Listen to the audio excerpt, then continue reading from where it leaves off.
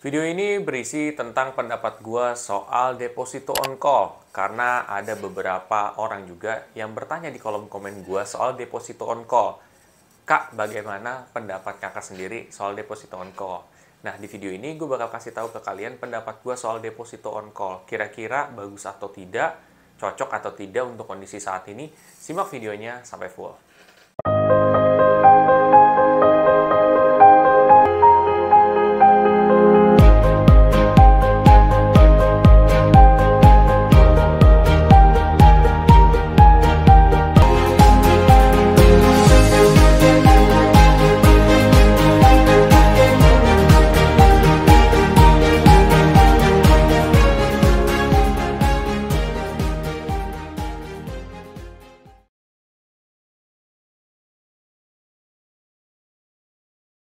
Membahas tentang deposito on call ini memang sebenarnya panjang untuk dibahas, tapi gue akan coba membahas dari yang singkat-singkat aja, ya.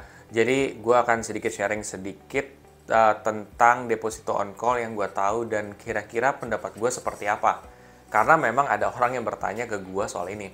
Oke, deposito on call basically itu seperti deposito yang kamu bisa menegosiasikan suku bunga yang ada. Misalkan suku bunga rata-rata yang diberikan oleh bank tersebut sekitar 3%. Nah, mungkin dengan deposito on call bisa 3, sekian persen, ya, atau mungkin bisa lebih daripada itu semua tergantung daripada kebijaksanaan dari bank yang mengeluarkan deposito on call ini. Nah, jadi intinya deposito dengan suku bunga yang fleksibel. Jadi, kamu bisa ya tawar-menawar lah kira-kira untuk bunganya tersebut. Nah, deposito on call ini biasanya bisa dilakukan oleh orang-orang yang punya nominal itu gede-gede, ya, atau saldo di bank mereka itu yang gede-gede. Ya, kayak misalkan rata-rata tuh ratusan juta. Nah, setiap perbankan sendiri itu punya kebijakan masing-masing soal deposito on call ini. Ya, ada yang ratusan juta, ya. Ada yang dari 500 juta, ada yang lebih dari 500 juta, ada yang di bawah dari 500 juta. Intinya harus nominal besar. Nah, karena mereka punya nominal besar, karena mereka punya saldo yang lebih besar, maka ada special treatment nih, di mana ketika mereka naruh duit lebih gede, ya mereka punya special treatment dari satu aspeknya itu adalah bisa negosiasi soal suku bunga untuk deposito juga. Ya, itu satu hal positif sebenarnya. Ya, terus juga positifnya adalah kalau misalkan deposito on call, setahu gue, dia itu jangka waktunya pendek. Jadi kalau misalkan rata-rata deposito yang lain kan, ya 1 bulan, 3 bulan, ya setahun gitu. Jadi ada jaraknya agak lumayan lah. Sedangkan kalau deposito on call ini dia lebih pendek. Jadi kayak misalkan 1 bulan kurang itu juga bisa sebenarnya.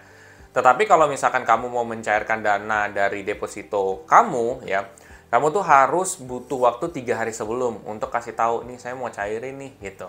At least ada warning dulu lah, at least ada pemberitahuan dulu. Nah, untuk mengenai bunga yang didapat sebenarnya ya itu untungnya lebih gede daripada rata-rata deposito, ya. Terus apa lagi ya keuntungannya? Kalau dari segi keuntungan ya lebih ke suku bunganya lebih gede sih yang didapat gitu. Cuman dari minusnya juga ada guys, ya. Ya dari minusnya satu, itu kamu harus punya nominal yang besar. Jadi kayak misalkan kalau rata-rata deposito aja kayak ada yang 8 juta, 10 juta, 5 juta ya. Untuk mulai, deposito on call pasti lebih berkali-kali lipat dibandingkan itu.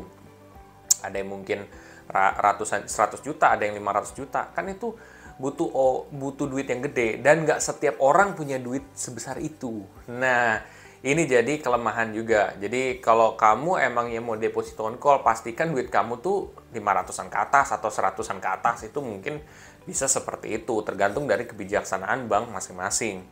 Ya, itu dari deposito on call. Terus, kalau misalkan kamu yang punya nominal kecil, pasti kamu akan mencari instrumen yang lain gitu ya. Entah deposito biasa, entah mungkin kamu reksadana, entah kamu investasi yang lain itu bisa. Ya, seperti itu. Itu deposito on call dari segi kelemahan yang pertama. Yang kedua, kelemahannya itu adalah dia bisa tergerus inflasi. Kenapa gue bilang tergerus inflasi? Karena salah satu kelemahan dari deposito adalah inflasi. Inflasinya kalau lagi tinggi ya, tentu hasilnya tidak akan maksimal. Menurut gue, dia bisa negosiasi bunga, tetapi negosiasi tersebut itu pasti akan ada batas dan limitnya juga gitu. Kayak misalkan nih sekarang, gua suku bunga rata-rata katakan di perbankan itu 3%. Ya, gue punya duit 1M lah. Terus gue mau negosiasi, bisa nggak 3,5%? Wah, itu ekstrem banget tuh. Bisa nggak? Atau mungkin segini bisa nggak 3,5%? Oke, katakan bisa lah. Nah, tapi kan sekarang kamu lihat rata-rata inflasi kita itu sekitar 4 lebih persen. Nah, jadi walaupun ya suku bunga depositonya gede, tetapi ya returnnya belum tentu akan secukup itu. Mungkin kamu bisa negosiasikan bunga yang lebih gede kalau kamu punya saldo lebih gede. Tapi, but again, itu akan sulit untuk berkompetisi dengan inflasi. Jadi itu adalah salah satu challenge juga yang ada pada deposito on call ya. Dan ingat, perhitungannya ini sebenarnya kalau gue cari-cari dari berbagai sumber tuh berbeda-beda. Tetapi harusnya perhitungannya itu deposito on call ke satu tahun, bukan ke per bulan. Jadi ada pembagiannya gitu loh guys. Jadi kayak misalkan setahu gue kalau misalkan 5%, ini misalkan deposito yang biasa ya, ini dari yang gue tahu, 5%. Itu misalkan tenornya katakan 1 bulan lah. Ya 1 bulan berarti kan 30 hari. Nah itu perhitungannya harus dibagi dengan per tahun, 360. Jadi misalkan 5% dalam 1 bulan tenornya ya, misalkan ya katakan 1 bulan deposito, ya nggak mungkin 5% kamu dapat, pasti di bawah dari 5% karena ada pembagian dari 1 tahun tersebut gitu. Itu harusnya secara general seperti itu. Kalau nggak seperti itu, gede banget Pak yang kamu dapat gitu. Itu sih sebenarnya yang mesti gue jelasin juga. Itu dari deposito normal. Kalau deposito on call, ini dari berbagai sumber berbeda-beda. Jadi gue hanya ngungkapin apa yang jelas pasti aja. Oke, situ. Nah, terus juga salah satu challenge deposito on call selain duitnya banyak, ya harus mulainya. Kedua, inflasi. Ketiga itu adalah kalau misalkan terjadi apa-apa sama perbankan, katakan dilikuidasi, maka itu akan berpengaruh terhadap yang dicairkan juga atau yang diberikan ke kamu. Bisa jadi nggak full, ya. Itu juga ada risk juga. Ya, karena misalkan yang diberi, katakan bunganya sekian, yang dijamin oleh LPS sekian. Tetapi kalau misalkan dia berani untuk kayak nawar negosiasi lebih gede, gue nggak tahu ya apakah LPS akan membantu mengcover itu apa enggak. Karena setahu gue kalau misalkan suku bunganya 3%, ya udah yang di cover sama LPS tuh 3%. Kalau misalkan di atas daripada itu, ya udah, itu bisa jadi ya rugi di lu gitu. Nah, itu salah satu challenge juga gitu. Cuman yang menurut gua di sini menarik dari deposito on call adalah suku bunganya bisa dinegosiasikan gitu. Itu yang menarik. Tetapi tidak semua punya opportunity itu. Tidak semua orang punya duit di atas dari ratusan juta. Tidak semua orang bisa menikmati itu. Makanya banyakkan orang yang lari ke investasi biasa atau mungkin katakan deposito ada juga, atau mungkin reksadana, tuh saham seperti itu. Kalau untuk deposito on call ya punya plus dan minus juga gitu. Bahkan gue sempat kepikir guys ya bahwa reksadana tuh sebenarnya ada juga yang disebutkan deposito on call. Karena reksadana itu kan dia menaruh duit ya, menaruh duit banyak ya. Katakan reksadana pasar uang lah. Reksadana pasar uang salah satu alokasinya itu bisa jadi di deposito. Dan kalau di deposito jumlahnya itu pasti gede banget Pak. Itu ratusan juta, bahkan miliaran, bahkan triliun. Nah, kalau dalam jumlah yang sebesar itu, ratusan miliar dan triliun, pasti mereka bisa negosiasi soal suku bunga. Makanya bunga rata-rata yang mereka dapat itu lebih gede dibandingkan deposito umumnya. Jadi, kalau mau dibilang ada kategori deposito on call, menurut pemikiran gue ada gitu.